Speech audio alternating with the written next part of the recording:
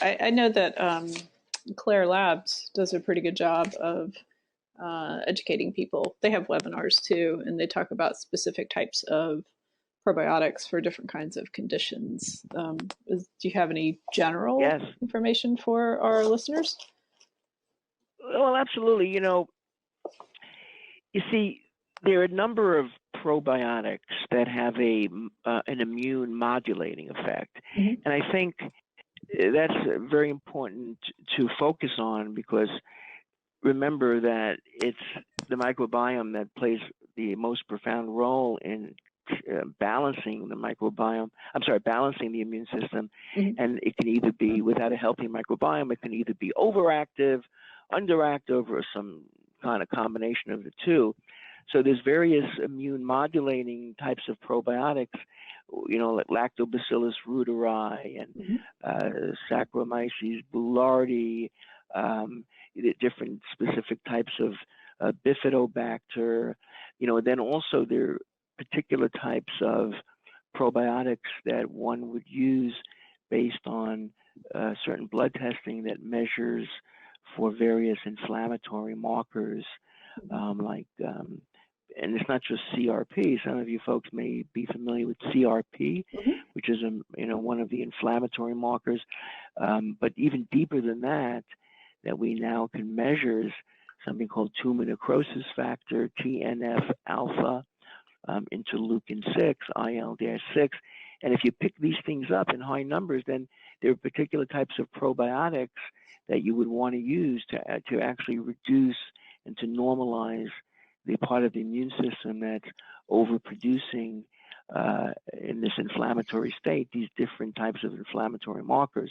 So, this is really the field of microbiome medicine. So it's a combination of intuition and scientific facts. But, the intuitive component plays a profound role, and you develop that intuitive component by becoming familiar with bacteria. Right. Interesting. So interesting. I can't wait to read your new book. And I just got through reading your recent book, The Microbiome Diet. And I would tell everybody, just because you talk about weight loss, don't think that it doesn't apply to you and your child, because I like your 4-step program in the book about healing the gut.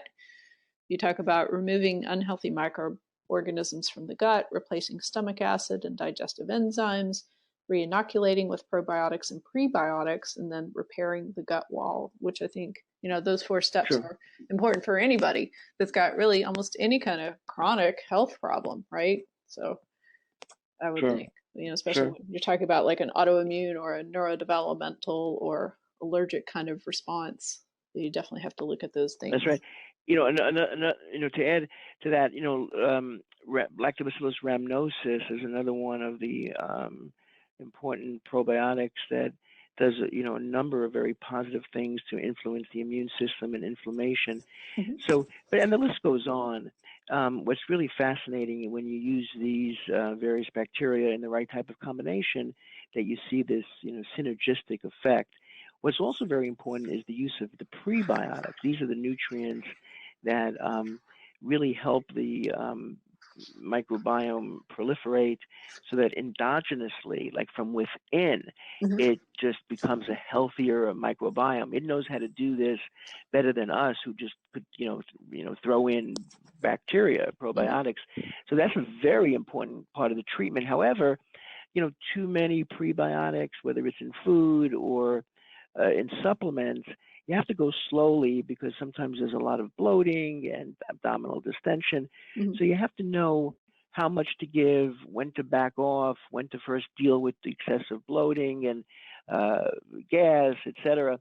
And then when to start adding the prebiotics, whether it's in supplements or foods, knowing which ones to start to use, like the prebiotics from Acacia, ACCIA. This tends to not cause bloating, and then there are other prebiotics. But again, it's really a balance. If there isn't such significant bloating, then you could definitely get more into the foods that are more the prebiotics, whether it's leeks, or whether it's Jerusalem artichokes, or the very, very long list. Garlic In and general, onions. vegetables in general. Yeah. Absolutely. Vegetables in general, salads in general, are very important foods for the microbiome. So, it's really an art form to know when to use an abundant amount of prebiotic foods or prebiotic supplements, when to use and how much to use of the fermented foods. And, it should be monitored to see responses. It's always good to start low and go slow and eat slowly and slowly and slowly until something changes within you, that you start to feel the parasympathetic system, to know how much to chew. Well, if you don't feel this change within you due to the parasympathetic part of us, the autonomic nervous system, of the nervous system, then you didn't chew sufficiently. Okay. One way to really activate this more healing state, more balance and equanimity, is through activating the parasympathetic state. And one of the great ways of doing that is just eating, with in a conscious state, and eating slowly. Yeah, just eating slowly. And, you just eat slowly, that mindfulness will come up by itself. Right.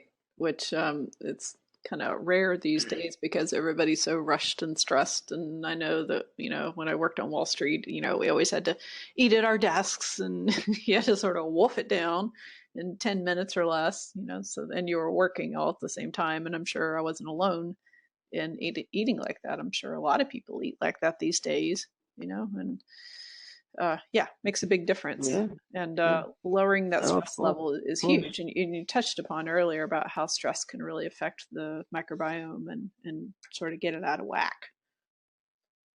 Absolutely.